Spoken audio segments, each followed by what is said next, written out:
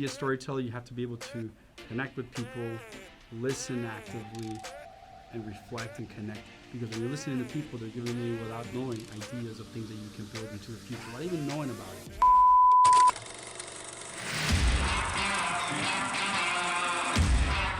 I'm going to show you some of the best things going on right now.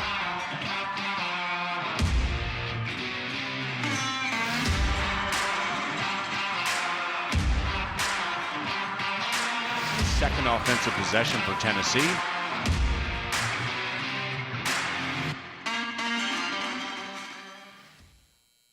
Hey there, and welcome to another episode of Storyteller. I'm Christine, and today we are super excited to be sitting down with a good friend and someone that is an expert storyteller. And Gus Granados from Telemundo, you are, hold on, the Vice President of Digital Video, Programming, and Production. Yeah, that's a mouthful. Did I nail it? Yeah, you nailed it. That's quite a mouthful. Yes, it is. We're so excited to have you. Thanks so much for joining us. Oh, thank you so much. I'm really excited to be invited to have a chat with you guys. Yeah, when we sat down and we said who tells stories best, you were right at the top of the list. So you're at Telemundo now. Tell me your story. How'd you end up here? Well, I've been at Telemundo now for 15 years. My original background was on the TV broadcast side. I'm a sports producer at Nature. But 12 years ago, I made a transition when Telemundo was creating its first digital division. Back then it was .com. Digital didn't even exist as a business. It was .com, ironically. That was only 12 years ago. And when I joined the division, I knew nothing about the .com atmosphere. And when I sat down with my boss, I told him, hey, I'm not an engineer. I'm not a designer. I don't know nothing about coding. Why me? He goes, well, because you know the audience and you know content. And if you can't tell a good story, you can't connect it with the audience, there'll never be a purpose to the product.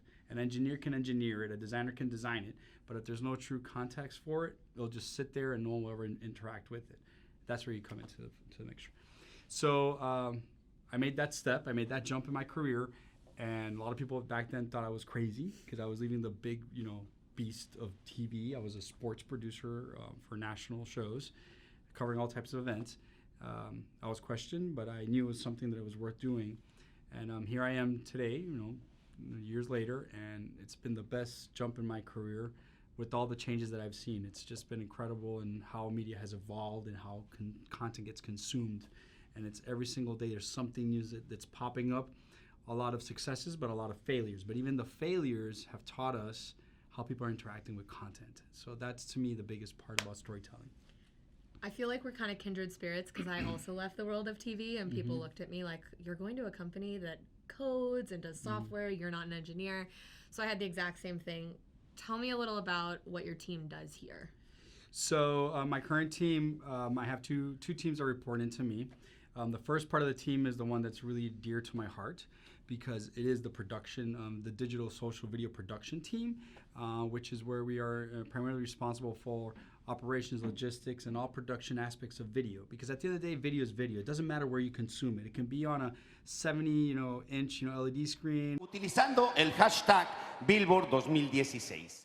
A beautiful wall in Times Square, or on a little TV, on a monitor, on your phone, or on an iPad, or whatever it is. Content is content. It doesn't matter. If it's good content, it's good content. So that's one part of the team that I oversee and I work with, where we support all digital and social production for Telemundo Network. Not only on the digital and social front, but also we collaborate also with our linear counterparts and giving them ideas on how to create content that can live across all screens. So we have a mixture of team members that come with a lot of experience on content production in terms from storytelling, but also a lot of experts in terms of the technical aspects. And what we always vie for is that we have that mixture of the two of them, so we're really connecting the dots of how to create the best content possible. The second part of the team that I oversee is the video programming team, and our main focus there is really FEP consumption of our core IP of Telemundo, which is all of our scripted series that are in linear, and how we can disseminate that content and create more consumption across all platforms. That's our valuable IP that we want to maximize. So I'm in charge of really overseeing how can we program that content efficiently across Telemundo.com, our Telemundo app, VOD, SVOD, AVOD, everything you can think of. It's how we can create and distribute that content better.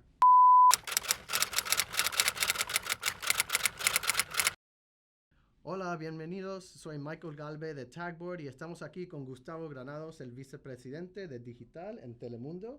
Y le vamos a preguntar algunas preguntas sobre qué es lo que hace aquí en Telemundo para el mundo hispano.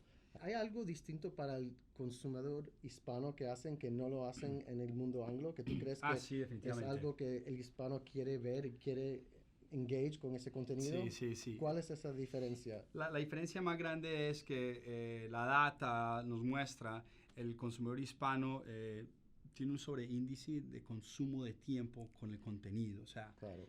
Nosotros de tendencia hemos demostrado que pasamos más tiempo en dispositivos digitales, consumimos más tiempo también y queremos más. Y somos super fans. O sea, es algo que es muy coloquial de lo que somos a nivel cultural los latinos. Somos muy fuertes, muy apasionados.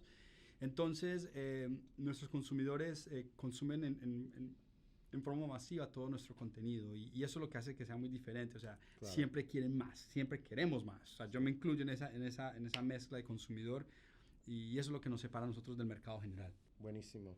Bueno, muchísimas gracias, Gus. No, gracias a ti. Thank you for coming. No, thank you for inviting we'll me. have some more questions coming up. Telemundo. Do you find that you mentioned all different types of screens? You're producing for so many different types of people. How much do you have to vary your strategy depending on what the output of that story is? Oh, it's constant. Because that's the beauty about digital and social audiences. It's real time. It's true one-to-one ratio. You will automatically know if your content is failing. First of all, how you're promoting it, if you're getting the right, interaction in terms of click-through, clicking into the content. That's your number one. Are you marketing correctly? If they get in, now you're truly measuring is the time amount that they're spending within the content. That's true. It's, they started off and within, 3 seconds, they're gone. So your completion rates from 0 to 100%, and that will tell you how efficient your content storytelling is. So number one is how you market it, and the second one is how you're connecting that tissue across the story to see how people are consuming it. So we're always looking at how can we consume things, how can we create things better, how we adjust it. It's always about A/B testing. A lot of the times you just got to roll with your gut feeling and say, let's play it out and let's see how it works out. And you correct it. And a lot of times you correct and it gets a lift, or sometimes you correct and there's no lift. You say, okay, well, we learned from that. Now we know the things that we got to definitely avoid for the next time around. I want to dig in a little about what works really well and what doesn't. But first, there's a segment we do with all of our guests, and it's our lightning round. Okay. We know you well. We know how awesome you are. Not everyone at home does. We want to give them a little peek. So how it works, quick questions, quick answers, first thing that pops into your mind. Great. We'll just run it a minute. You ready? Okay. Yeah, man, I'm going to make a very clear thing. They sent us questions beforehand. I didn't read them. I don't want to know because this is supposed to be rapid fire surprises. So Deal. Here we go. Alrighty, let's do it. First question, what did you think you were going to be when you grew up? I always wanted to be in television, believe it or not. Since I was a kid, I remember I was 7 years old. My dad took me to Universal Studios in California, and we were doing the Great Earthquake ride, and they were shooting this person on a green screen hanging, and everyone's looking at the person hanging, but for some reason I wasn't looking at that person. I was actually turned around watching the guys work the boards and the lights, and I was more about that. I didn't care about that. So since I was a kid, I always wanted to be in media. And that was it. What was your actual first job? My first job actually, like any other job, bagging groceries in the line, just, saying, hey, how you doing? Paper or plastic, and bag it with a smile and put stuff there. And sometimes you get people that are really nice and they always tip you. But sometimes you get the grouch and you just wouldn't want to. So. What's your best advice for people who are aspiring storytellers? Well, my key to my career success is always about building really incredible relationships. To be a storyteller, you have to be able to connect with people, listen actively, and reflect and connect and discuss and chat. And that's going to give you those opportunities to tell stories all the time. Because when you're listening to people, they're giving you, without knowing, ideas of things that you can build into the future, without even knowing about it. If you're a person that's a fan of Star Wars or sport, or you have something about cosmetics, and you're listening to how they're passionate about that, that's the insights of how you can say, hey, I can grab that little piece of advice and apply it to what I want to do.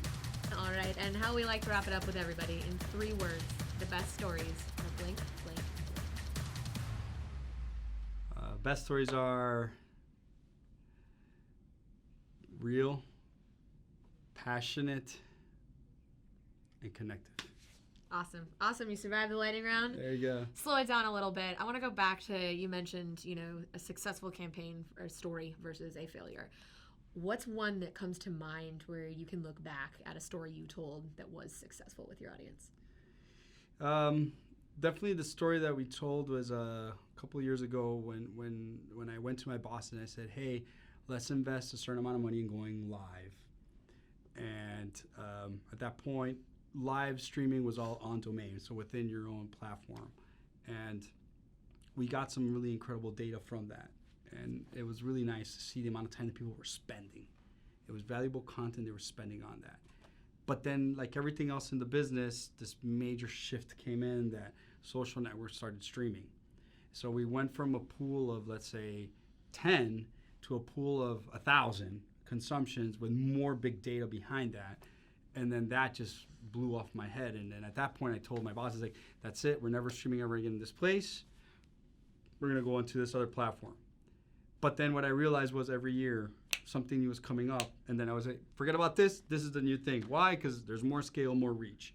So to me, that's been the thing. It's about live consumption, because that's really when you're really, again, going back to the original point, if you're marketing it right, people are coming to you. And if you're doing the right storytelling within that, they're sitting down and actually watching and spending the time, because you don't want the drop-offs. You want people to really be engaged. And that's one thing that I work a lot with the team when we're doing live productions, is make sure that we're feeding our anchors and we're preparing them to have the right conversations so people are really, connected to the story. Do you find there's certain, secret sauce or certain elements for that second piece, keeping the viewer longer? What works with your viewers? What doesn't work?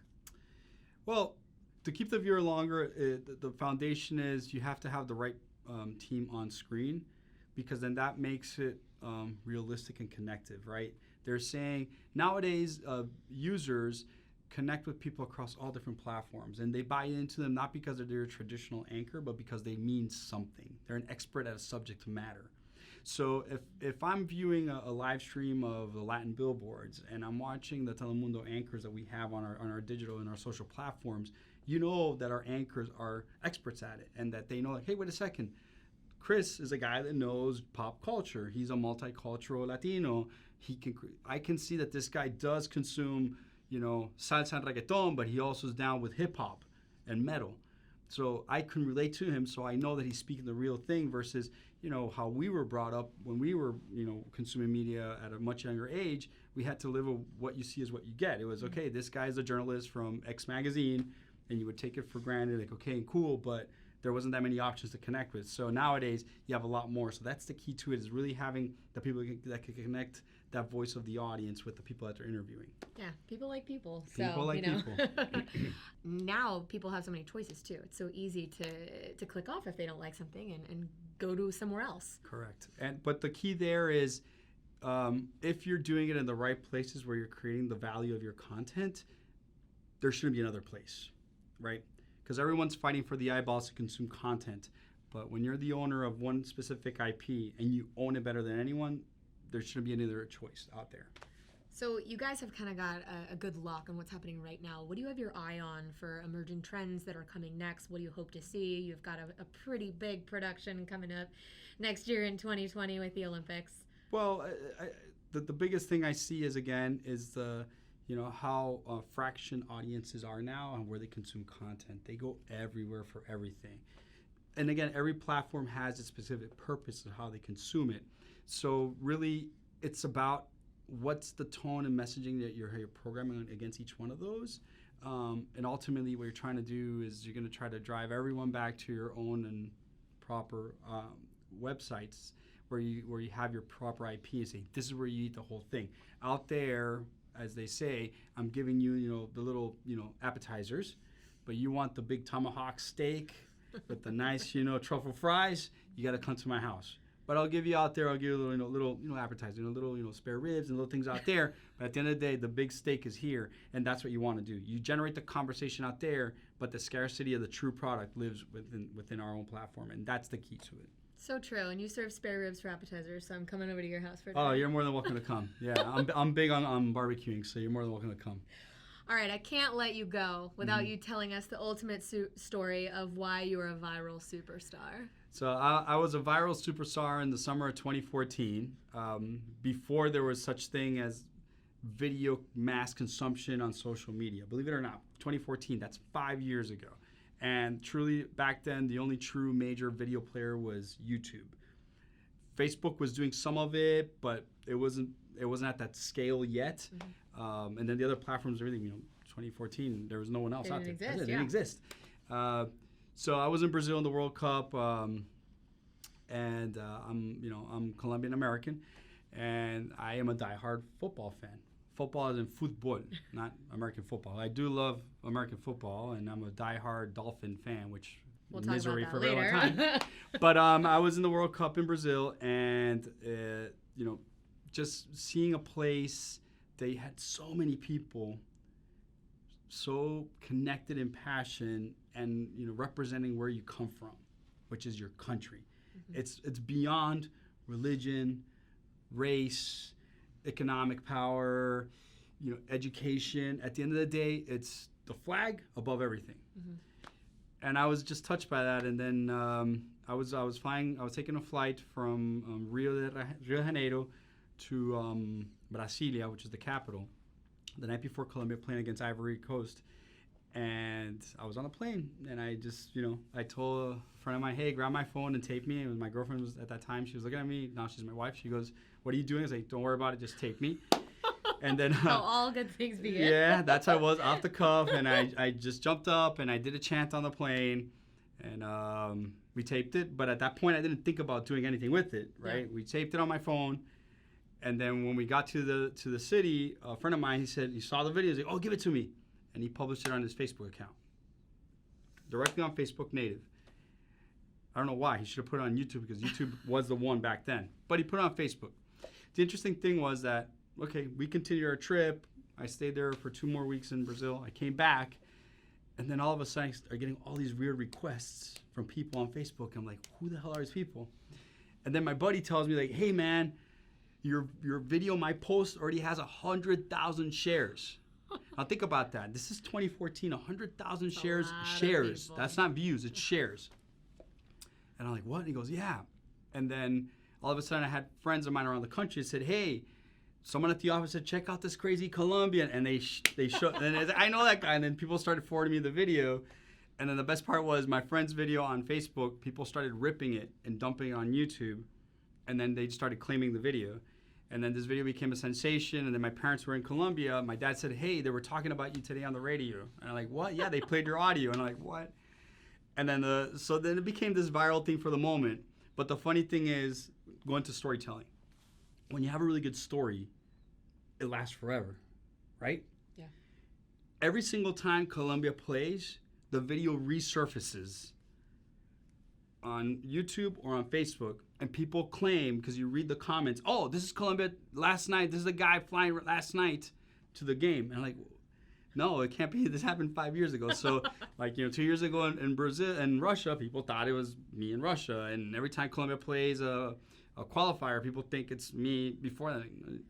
So again, it's good storytelling will resonate across time. So those are my. You're immortal. I'm immortal. I'm immortal. So yeah, it's a pretty interesting thing. But people ripped it around, and I didn't care about monetizing or anything like that. It was a You're moment. just the crazy Colombian American. I was a crazy Colombian American screaming out. But yeah. It is pretty cool to see the power of sharing a powerful story that lasts forever on social media and beyond. Yeah.